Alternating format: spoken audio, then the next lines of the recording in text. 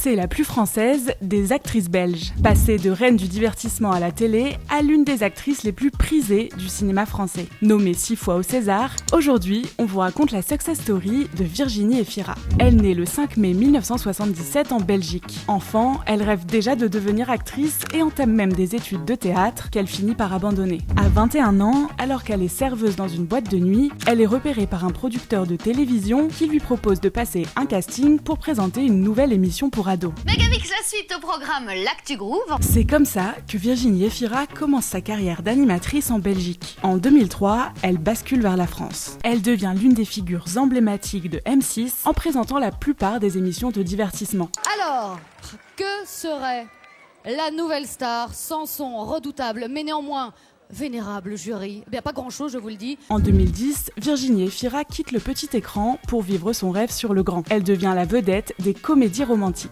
J'avais perdu ton number, en fait, et je me suis dit que le plus simple, c'était encore de passer. Ce qu'on sait moins, c'est que Virginie Efira est aussi une as du poker. Elle participe même à des tournois à Las Vegas avant de laisser tomber les cartes en 2015 pour se consacrer au cinéma. Donc bonne chance à tous et à très bientôt autour d'une table. En 2016, elle se débarrasse de l'étiquette comédie pour se tourner vers des rôles plus dramatiques. Et ça marche. Elle est nommée plusieurs fois au César pour ses rôles dans Victoria, Le Grand Bain, Adieu les cons ou encore Un amour impossible. Votre fils Philippe et moi avons un bébé de 6 mois. Oui, je sais.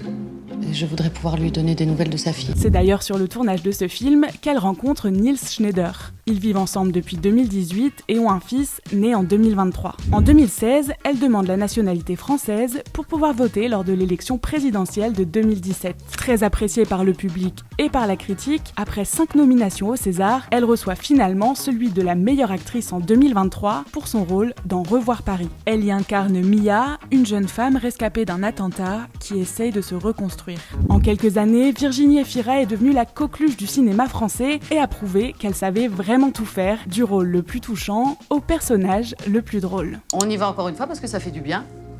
On est des petites mères prétentieuses. Voilà.